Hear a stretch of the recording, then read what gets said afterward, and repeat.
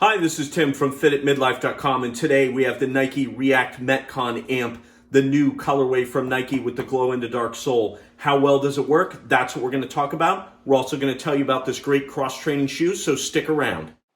Here's the Nike React Metcon AMP. You can see it's the same basic shape and style as the Metcon 5, but you've got a FlyKnit upper, a quick pull lacing system, a pull tab on the heel, but most importantly inside is a React foam drop-in midsole that gives the shoe its name. There's the glow-in-the-dark sole. How well does it work? Let's take a look.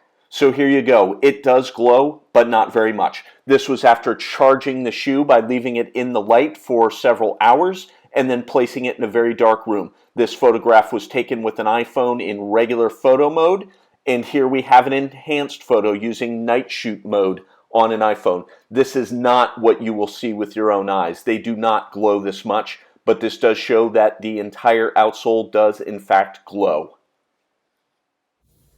All right, so this is the Nike React Metcon AMP colorway. This is black, green strike, blue fury, and fire pink. This is the AMP colorway with the glow-in-the-dark sole. We'll take a look at that first.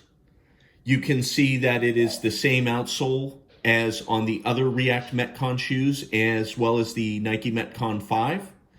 There are flex grooves up front, sticky rubber up front, firmer rubber in the heel, and you have a wide diamond-shaped heel, great for lifting weights, and so on.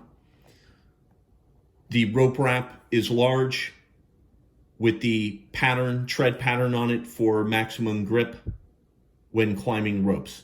So how does the glow-in-the-dark sole work? Well, as you saw in the previous clip, it doesn't work very well.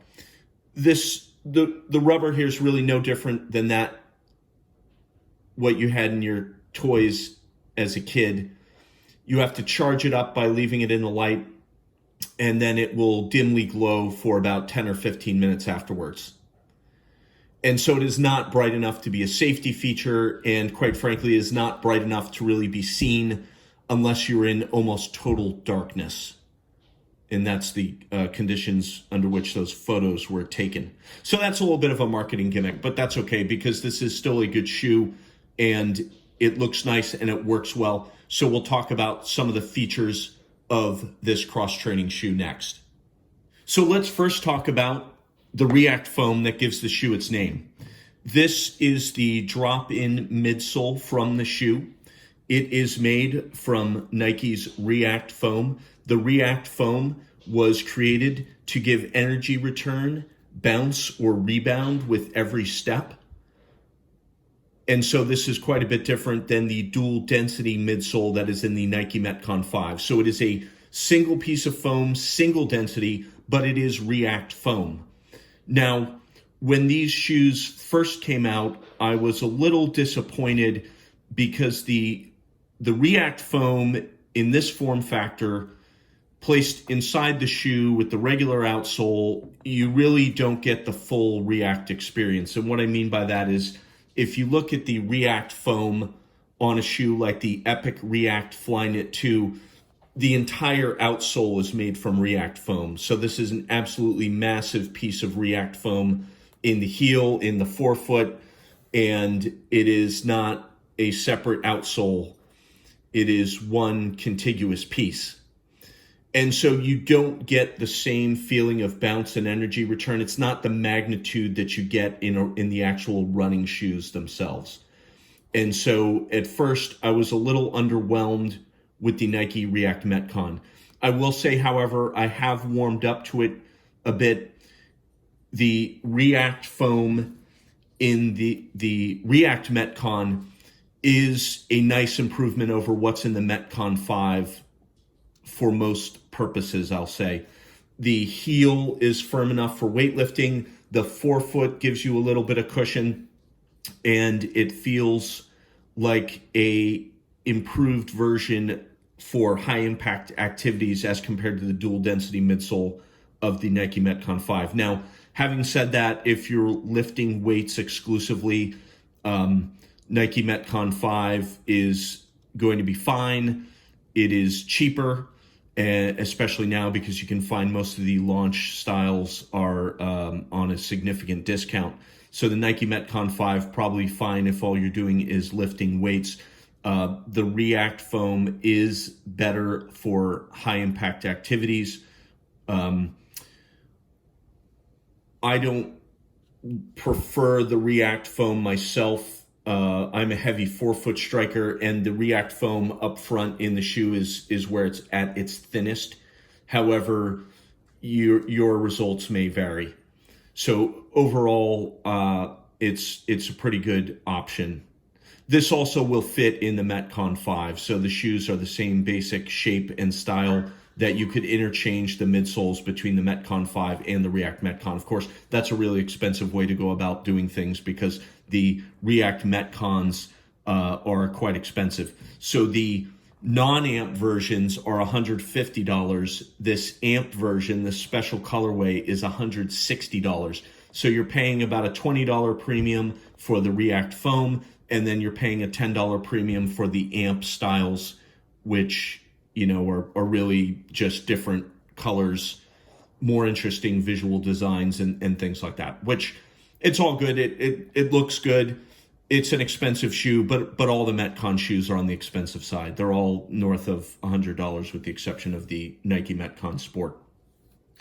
So this is a women's size 9, which my wife will be using. It weighs 10.2 ounces. Now, that in and of itself doesn't tell you much. These are training shoes. They are heavier than running shoes. And the reasons for that are, you know, the very large rubber outsole, the FlyKnit upper. This is FlyKnit, yes, but it's a double layer material. So there's the outer layer of FlyKnit, and then there's an inner layer of material as well. So you basically have double the upper as compared to, say, the Epic React FlyKnit 2, right? So this is a FlyKnit running shoe. This is what I call single layer FlyKnit. It's literally like a sock. You can see it stretching and flexing. It is one layer. There's minimal amount of material in this upper, and you can imagine this is probably a more breathable shoe. But also where I've changed my thinking a bit is this isn't going to be a super durable shoe for a couple of reasons. This is thin and lightweight and feels great, but it's not very tough. If this was subjected to abrasion, it's not going to last very long in my thinking. But also, the full outsole of React foam is already starting to break down on this shoe.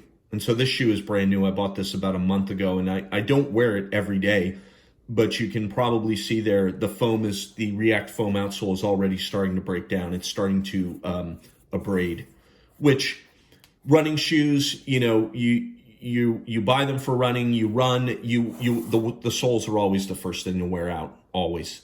And so that's pretty much par for the course. But the Metcon shoes are tougher. So one thing, this tough rubber outsole, this is going to last a heck of a lot longer. And the upper being thicker, it feels to me like it's less breathable. Not on this one, obviously, because I don't wear size 9 women's, but on my size 11.5 of the shoe, it doesn't feel as breathable because it's double thickness. They've also coated it. It's shiny on this side. That probably interferes with breathability as well, and I'm not really sure why they do that. This side, the shiny stops, I don't know, about the midway point, so I'm not really sure why they had to do that. Maybe to print this logo on here, maybe not really sure. But overall, it's a different feeling FlyKnit. It doesn't feel like FlyKnit on the running shoes, so you just need to be aware of that. The quick pull lacing system, pretty good for casual use. In my experience, I prefer regular laces, and I especially prefer regular laces with the fly wire like is found on the Nike Metcon 5. This is quick, convenient. It's a comfortable shoe, but you can't quite get it as tight as you can with a training shoe that has regular laces with flywire or a midfoot strap like the Nike Metcon Sport. What I do like about these shoes, the collar comes up very high. There's a pull tab on the heel. They're very easy to put on. They are very comfortable, and overall they work quite well. You just need to be aware of what the differences are between these and other React FlyKnit shoes, in my opinion. Okay, so that was an up-close look at the Nike React Metcon AMP cross-training shoe. It has a glow-in-the-dark sole, but it doesn't glow very much, and it doesn't glow for very long. It should not be considered a safety feature. It is primarily for style, as is the rest of the AMP coloring. You do pay a premium for that, but it is a good-looking shoe nevertheless, and it works quite well as well.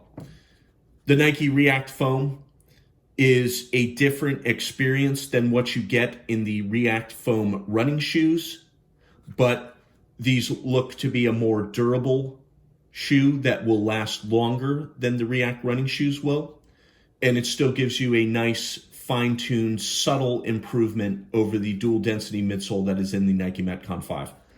And so that's our review. I hope this was helpful.